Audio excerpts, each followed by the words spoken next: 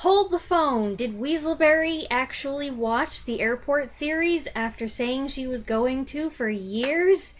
Yes, I did. Hello everyone. Today's video is going to be a 4-in-1 special, despite the fact that the last time I reviewed multiple movies in one video, I vowed I would never do it again. But here we are.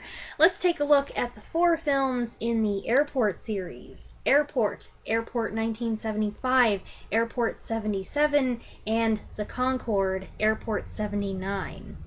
Before I begin, I should say that going into this, I had already seen most of, if not all of, the first one, all of the second and third, I think, and none of the fourth. The Airport films, in a way, opened and closed the curtain on a decade-long love affair with big-budget, all-star cast disaster movies. The first film, Airport, was one of the very first of dozens of such films in the 70s, and it was also one of the most commercially and critically successful. Airport came out in 1970, a Universal property based on a 1968 book written by Arthur Haley. The film was written and directed by George Seaton, and it stars Burt Lancaster, Dean Martin, Gene Seberg, Jacqueline Bisset, Helen Hayes, Van Heflin, and George Kennedy, with special appearances from Maureen Stapleton, Lloyd Nolan, Whit Bissell, Jesse Royce Landis, Dana Winter, Barry Nelson, and Barbara Hale, among others. George Kennedy's role, Joe Petroni, is the only character who appears in all 4 Airport films, ranging from a glorified cameo to one of the leads. He earned a Golden Globe nomination for his performance here. Petroni isn't made out to be anyone special, just a regular guy whose determination and dedication help resolve the issue. Kind of a Mr. Fix-It. Here's the premise. Lincoln International Airport is dealing with unprecedented snowfall, the cleanup crew struggling to move it and keep the runway clear, while nearby residents, angry about the noise pollution, are picketing outside, and the general manager finds himself at odds with the airport council. In addition to all that, the late flight to Rome finds itself dealing with 2 troublesome passengers, one a stowaway, the other a mentally ill individual suspected of carrying a bomb. Further complicating things, the main characters are also dealing with personal problems and relationship drama in classic disaster movie tradition. I had seen this movie quite a few years ago, and I was surprised by how much I either hadn't remembered or hadn't remembered correctly. For instance, my mental image of what the cabin of the plane looked like was totally different. In many ways, the movie is a snapshot of its time. The clothing, costumes designed by Edith Head, the vehicles, the interior design, the furniture styles, the color palette. In fact, each of these films demonstrates the decade's fluctuating styles, and it's interesting to see just how those styles change in just a couple of years. We also have big stars, veteran actors, and up-and-comers alike, and it's quite a stylized film, adopting Pillow Talk-esque editing, Pillow Talk was 1959, for scenes where characters speak to each other on the phone or over the radio. There's even one instance of a cutaway from a split-screen phone conversation to a flashback montage with the same characters, while their dialogue continues in voiceover. A lot of layers going on there. It's a distinctive storytelling technique, one that shouldn't be overused or it'll wear out its welcome. And sure, it looks dated now, but it's something that makes the film unique and creative. I don't know if the idea originated with director George Seaton or cinematographer Ernest Laszlo. I've never considered this my personal favorite of the Airport movies, but it's an entertaining film. Yes, a lot of it rides on the back of a drama llama, but that goes with the territory, and it seems hard to believe that 50 to 100 men armed with shovels can't clear the snow to move a plane stuck on the runway. Instead, it's gotta be a big, dangerous, last-minute push. But on this rewatch, I found it better than I'd remembered. It runs a bit longer than the other ones at 137 minutes. The others are just about 2 hours. And that extra time gives each of the main players a moment to bring depth to their characters. In addition to the disaster part of it, the high-stakes threat of a bomb going off on the plane, the story also touches on marital strife, depression, mental illness, and unplanned pregnancy. It's not without humor, though. The comic relief comes mainly from the lighthearted subplot with Helen Hayes' little old lady con artist, the serial stowaway who has derived a variety of methods for just walking onto a plane without paying anytime she wants to visit her daughter in New York. Airport earned 10 times as much as it cost to make, and it earned 10 Academy Award nominations, including for Best Picture, and won one for Best Supporting Actress Helen Hayes. Airport actually had 2 competitors in that category, and honestly, while Hayes' performance is playful and against type, between the 2 of them, I would have given it to the other nominee, Maureen Stapleton, whose compelling performance as the wife of the passenger with the bomb surprises us with the most moving moment in the film. It also features a stirring score composed by Alfred Newman, which keeps the film's energy up throughout. Airport is aptly named, featuring as it does various branches of the facility: management, security, customs, the gate crew, the flight crew, air traffic control, and so on. Compared to the sequels, it's a more serious drama, focusing on the inner workings of the airline industry and the lives and loves of those who make it their business to keep operations flowing. Later films would be less concerned with that and more concerned with the disaster, and as we're going to see, these sequels would ramp things up in just about every possible way. It took a few years for the first follow-up to come out under the straightforward title Airport 1975, which actually was released in late 1974. I learned this was originally slated to be a TV movie, but it got promoted to a full-blown theatrical release, and all 3 Airport sequels were produced by Jennings Lang. This film was directed by Jack Smite, with a screenplay by Don Ingalls, who was primarily a television writer and producer.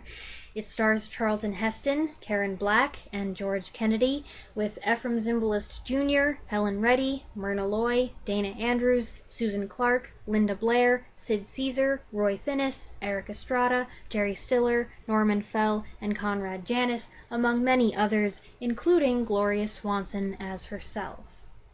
This one starts out in an airport, but the bulk of it takes place in the sky, where a routine flight on a Boeing 747 turns disastrous when it collides with a smaller aircraft.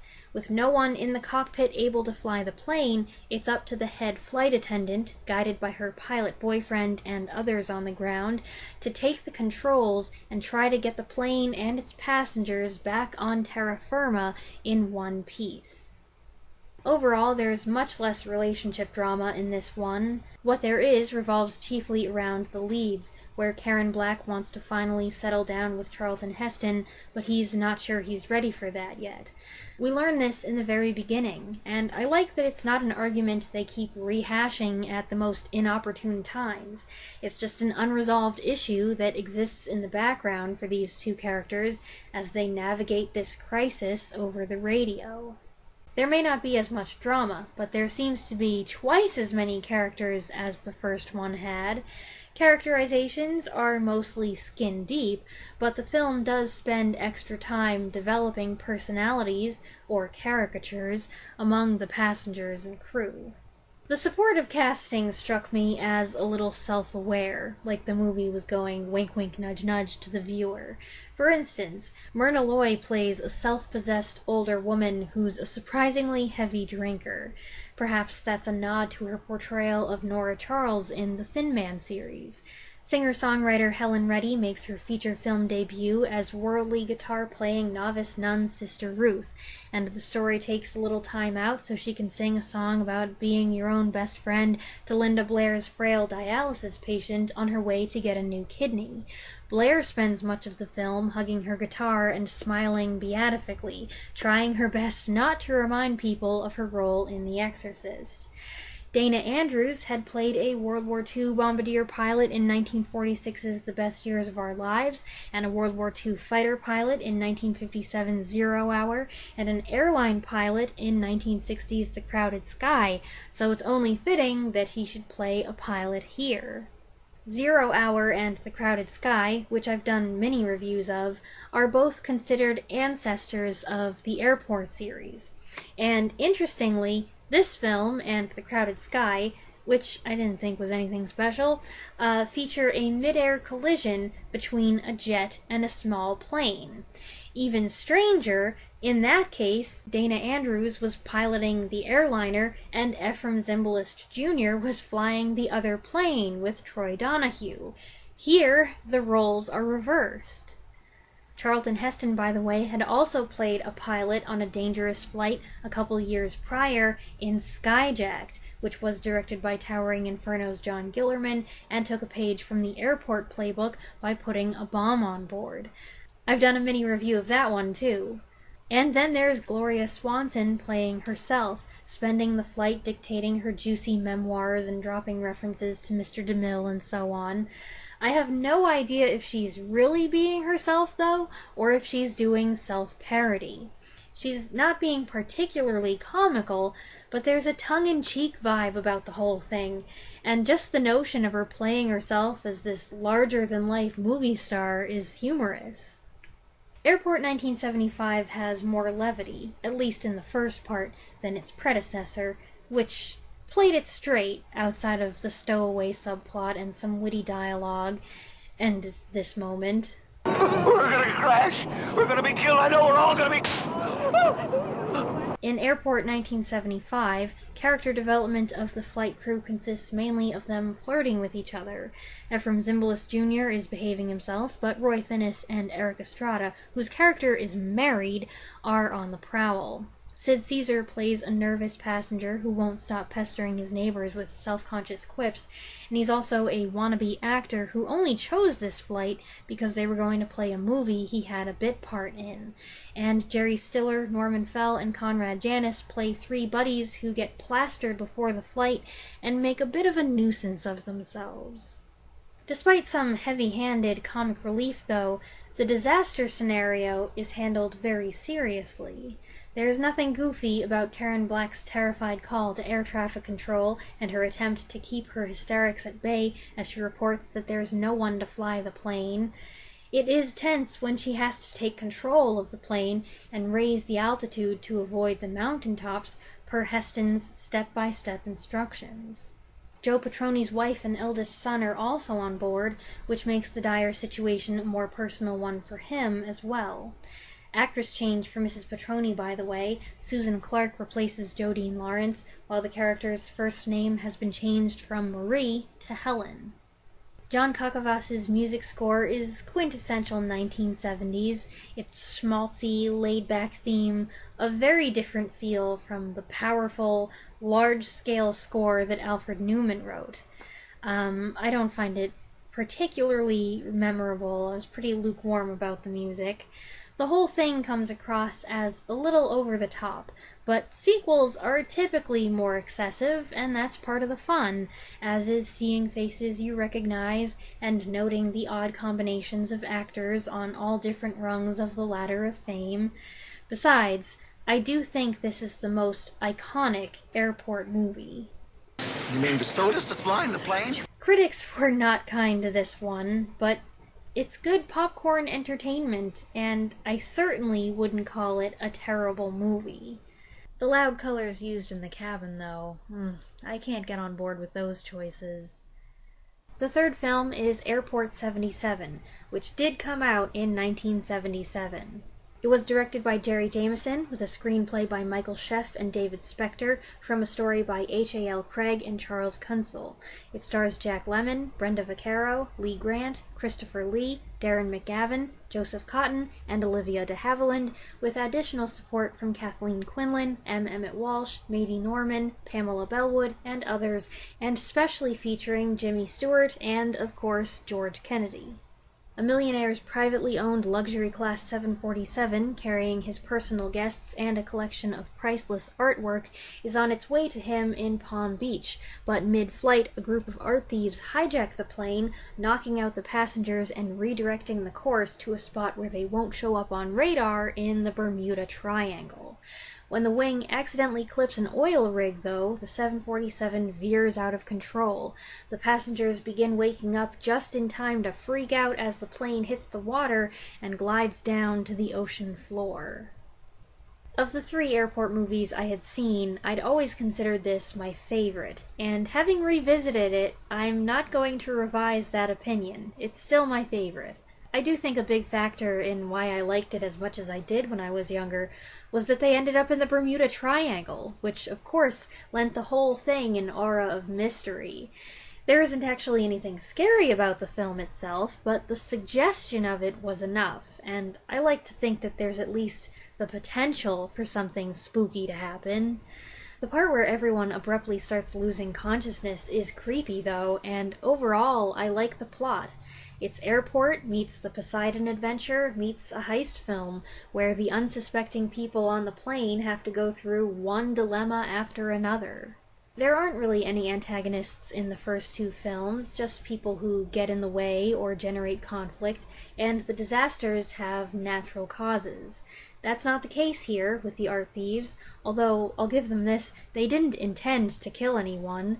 And on a more passive level, we have Lee Grant's character, who's pretty antagonistic, accusatory, selfish, and destructive. Once again, there are many characters, and Airport 77 brings back the first film's focus on romantic entanglements.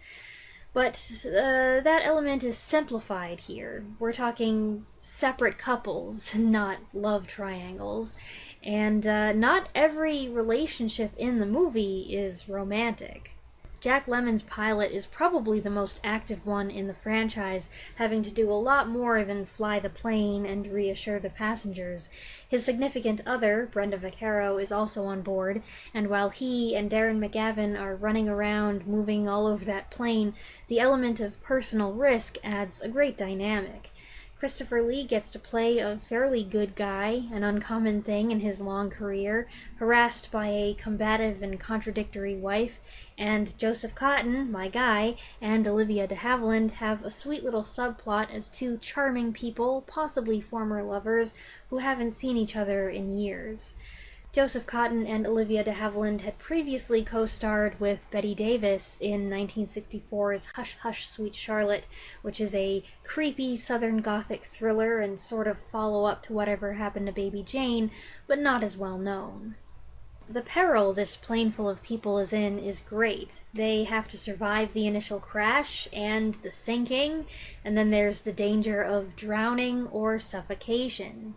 As I watch it, though, my concern is not just for the passengers, but for the veteran cast members who are getting bumped around and thrown from side to side. They're not spring chickens. There are visual features that distinguish this film from its predecessors, the plane ending up in the water being one. There seem to be more special effects than the previous films had, and those have aged okay, they're not bad, and the crash sequence holds up pretty well. It has a distinctly brown color palette, and this 747 is a fancy schmancy plane. It's got 3 levels and is equipped with a lounge, an office, and 2 bedrooms, making the planes I've been on very boring by comparison. It's also got those airtight, watertight, whatever compartments, which is why the movie doesn't end 45 minutes in.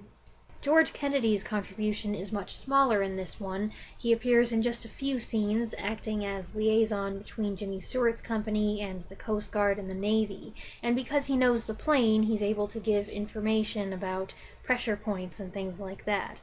I find the logistics of the rescue effort really interesting, and at the end of the film there's actually a note explaining that while the events of the film are fictitious, you don't say, the rescue operations are based in reality.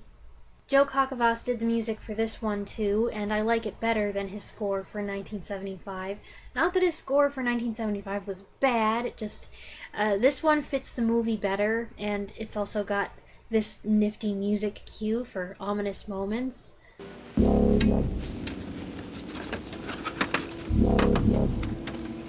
Both movies also feature a musical interlude. This time it's a wistful love ballad titled Beauties in the Eyes of the Beholder, written and performed by Tom Sullivan.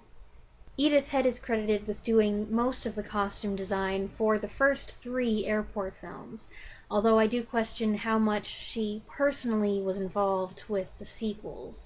The first film has some glamorous designs, and even the working class uniforms and such have a certain flair to them.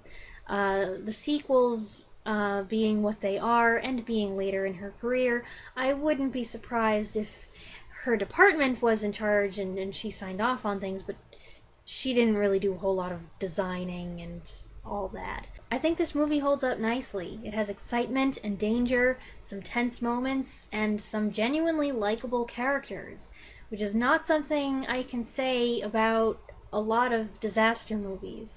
I don't know if it's the time period or the kinds of characters they pump into these things to generate conflict, but I tend to feel like I don't really care about these people.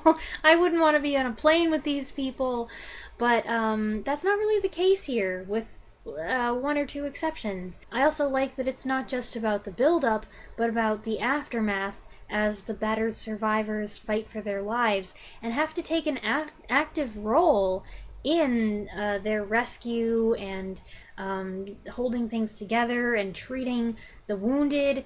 It's not necessarily a bad thing that in the other movies the passengers are just sitting and reacting, but I like that extra dynamic here. It's more of a survival film than any of the others in the series, so no wonder I like it. I like survival movies. I like a group stuck together in a small, claustrophobic setting, having to work together, and I like survival movies set on the ocean, so it's got some extra elements that help push it over the edge for me, and I'm glad that I still liked it after all this time.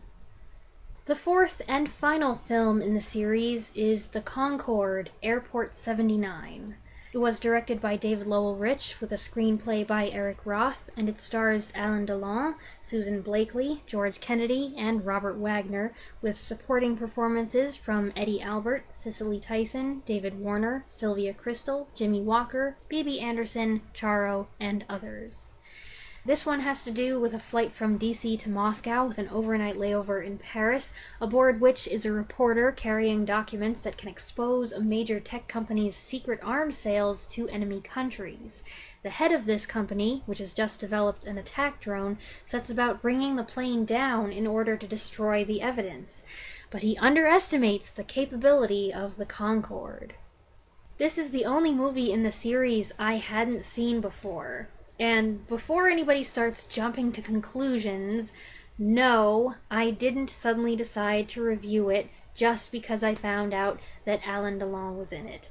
I've had reviewing the Airport series on my to-do list for years, since long before he caught my fancy. I was going to joke that the Concorde should have gotten top billing, but since the name is listed first in the title before the Airport brand, that's kind of already been done. The plane is the real star, with lingering shots taken from every possible angle. I know little about planes, so I did some research, and one thing I found out is that the film's title kind of contains a boo-boo. In UK English, the plane's just referred to as Concorde, no article. I'm gonna go against that. The Concorde was a turbojet-powered supersonic passenger liner, a British-French collaboration. It was introduced in 1969 and was operational from 1976 to 2003. Only 20 aircraft were produced, and these were purchased exclusively by Air France and British Airways, and they could only travel to certain airports that could accommodate them. As we were watching the movie, my mom commented that she remembered taking a trip to the airport in the 70s to see one. It was an event. The distinctive look included a tailless design, double delta-shaped wings, and a droop nose, which, between you and me, I find kinda silly looking. Because of the sonic boom, it was relegated only to ocean crossing routes, and it was a very expensive mode of transport. The Concorde was retired in 2003. By then it was dated compared to other planes, but the decision to end its run was also born out of a decline in air travel following 9/11, increasing maintenance costs, and the fatal crash of Air France Flight 4590 in 2000. I was surprised to learn that the very aircraft that crashed, Flight 4590, was used in the filming of the Concorde Airport 79. Now, for anyone who doesn't know, this movie has an atrocious reputation, but unlike other famously or infamously bad films, it doesn't really get talked about, so I was able to go into it knowing next to nothing, and make up my own mind about whether it deserves its notoriety or not. And, you know, it wasn't horrendous. It wasn't even my least favorite movie that I saw this month, but it's got some pretty bad spots. When it was released, the critics tended to focus on the scientific implausibility of the whole thing, which, yeah, is prominent. The concept of this airliner pulling off evasive maneuvers and rolling around in the sky is ridiculous, and the part when Petroni shoots a flare gun out of the cockpit window is gloriously absurd. But the movie reveals its weaknesses long before you get to that point. It starts off with a massive exposition dump, a bombardment of information, and you don't know what's important and what's not. And that's shortly followed by a lengthy, flirty scene with two characters you figure must be important because they're getting all this time and it's so early in the film, except that they slip into the background for most of the movie. A lot of the actors are playing minuscule parts, some of them little more than cameo appearances. Moreover, the script is just not good. I don't know who's more to blame, Eric Roth for the screenplay or producer Jennings Lang, who developed the story. I guess it depends on your perspective. Lang came up with the basic plot, so if your beef is with the scientific implausibility, then he's your bad guy. But if your beef is with characterizations and dialogue, and which is truly awful in some spots, then that's Roth's fault. And this was before Eric Roth got famous. He's since been nominated for several Academy Awards and won one for Best Adapted Screenplay for Forrest Gump, and he's a big producer now. This was early in his career, so I guess we'll give him a pass. Some of the actors are doing their best to pull it off, but it's an uphill battle. And in particular, Robert Wagner's villain, and that's not a spoiler because that's revealed in the first 20 minutes, is wooden and boring. And they seem to have taken two specific elements from the 1975 film. One is an organ transplant subplot, which feels shoot in here, and they just hardly do anything with it, and it's like they said, hey, we had this in the 75 movie, let's do that again! And the other thing is an emphasis on the horny flight crew, which I so could have done without. George Kennedy's Joe Petroni is given a much more substantial part, and actually gets to pilot the plane this time with Alain Delon. They killed off his wife, though, which gives him an emotional undercurrent, sort of, except he's more randy than sad. They also retconned the rest of his kids for some reason. He has 5 or 6 of them in the first movie, and now it's just the son, and he's lamenting that they never had the chance to have more or to adopt. And, I don't know, character continuity, who needs it? In general, there are too many side characters with dilemmas and backstories that just don't matter. Far from adding depth, these half-baked storylines make for a messier movie, especially when its real goal is to be an exciting thriller. At least the music gets it. Lalo Schifrin's score isn't exactly memorable, and it has its corny moments, especially when it's like, look at the Concorde! Triumphant music! Ah! But but it's quite serviceable for an action thriller such as this. It has its exciting, actiony music moments. Something I said to my mom, because of course I watched all these movies with her, and she was in the same boat that I was in. She'd seen the first three several times, and the fourth one not at all. But something I kept on commenting on was that, that could never be done in a flight today. You couldn't get away with that on a plane now. It's very noticeable how much flying has changed. The rules, the regulations, the process, all of it, totally different then versus now. The Concorde, though, seems to be trying to win a prize as far as that stuff goes. You've got barefoot passengers dancing to music in the aisle, a guy smoking weed in the bathroom, and a nervous older woman who keeps rushing to the toilet every 15 minutes, which is a recurring joke that I didn't find funny at all. There's also a scene where a little girl is brought up to visit the cockpit and she sits on the pilot's lap, and that would never happen now, and I question whether it would even happen in the 70s, but this one I'm gonna forgive because she is so adorable, the cutest child in the franchise by far, and my mom totally did her daughter's hair like that when we were little, with the yarn and everything. I actually really enjoyed the last act of the film, though, with the anticipation of the timed mechanism and the suspense of the passengers and crew having no idea what's going on, and then the cracks appearing in the fuselage, which was freaky. I was on a flight once where there was a crack in the ceiling of the cabin, and there was water or something, some liquid, dripping down, and I was so worried.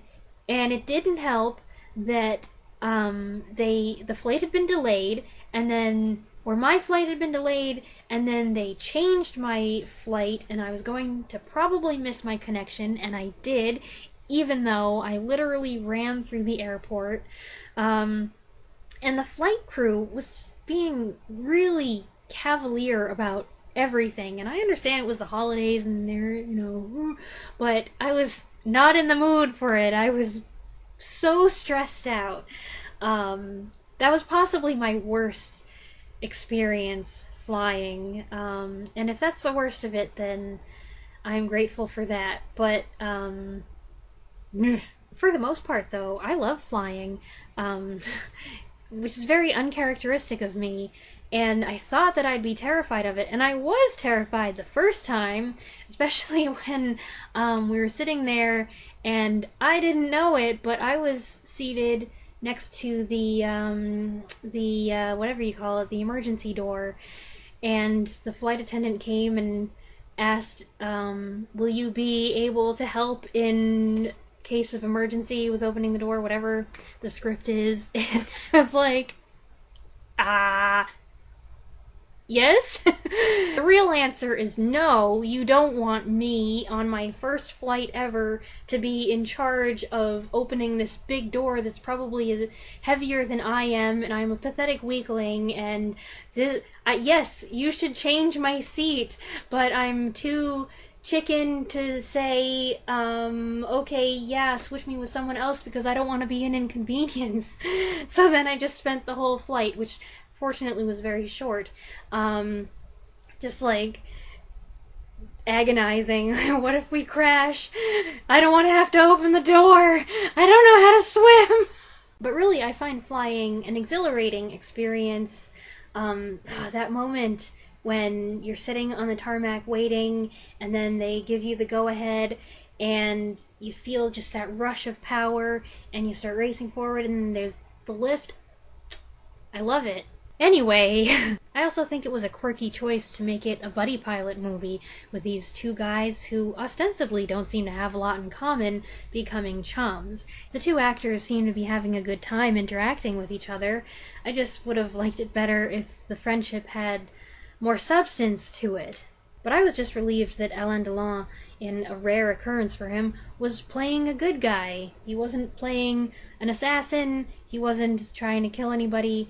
he wasn't playing a heel, though it's implied in the very loose backstory that he had been a heel before and maybe was going to be one again, if not for a change of heart. Here's some additional surprising background information. This film was released in the UK a year later with the title changed to Airport 80, The Concorde, which is a better match for the other titles in the series. Curiously, there was another movie released the same year, an Italian-made thriller about a sabotaged Concorde in trouble titled Concorde Affair 79.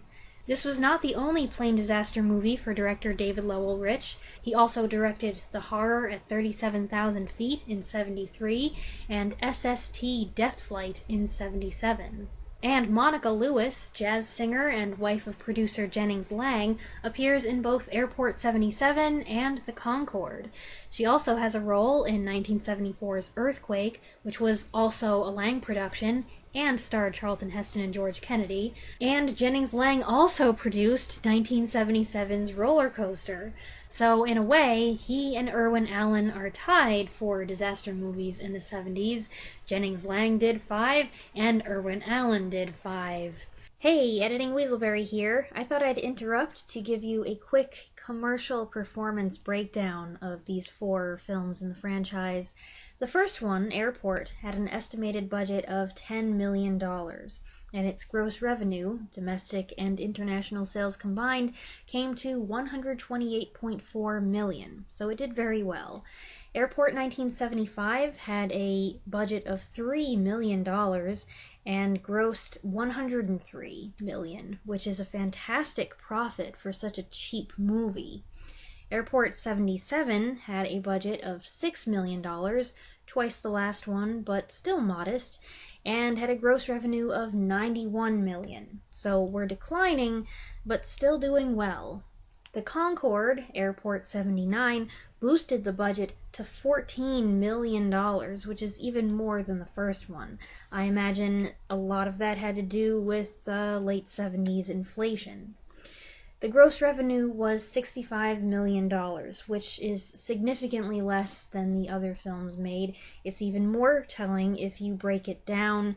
United States, Canada box office earnings were $13 million, which is less than it cost to make the film. International sales were better at $52 million, but still nothing to celebrate. It was an embarrassing performance that helped signal the end of the series. The Concorde, Airport 79, was a box office flop that got obliterated by critics. But some of them did concede that while it wasn't good, it was still entertaining, and I tend to agree. Ultimately, I think it's in need of some serious pruning. It's plagued with characters that are supposed to be funny that aren't, dialogue that's supposed to be funny that isn't, romance that's not developed enough to make you feel anything, and an antagonist that's too dull to be menacing. To fix it, I would take out some of the adoring shots of the Concorde, remove at least half of the cringy innuendo, and cut a couple of the more useless characters. Then your runtime would be pretty low, so bring it back up by just making everybody more interesting, make the villain more dynamic, flesh out the main relationships and the personality conflicts. I don't know if all of these things would actually fix the movie. Looking back over the whole series, I'm amazed how different this movie looks from the first one. And really, compared to all 3 sequels, the original Airport looks like a much older film, early 60s maybe. I find the Airport movies fun. None of them meets the gold standard of the Poseidon Adventure for me. They're not exactly movies that I would revisit over and over again, and they never get too profound, but they're perfectly entertaining. And yes, as everyone always wants to point out, they largely inspired the 1980 spoof comedy Airplane.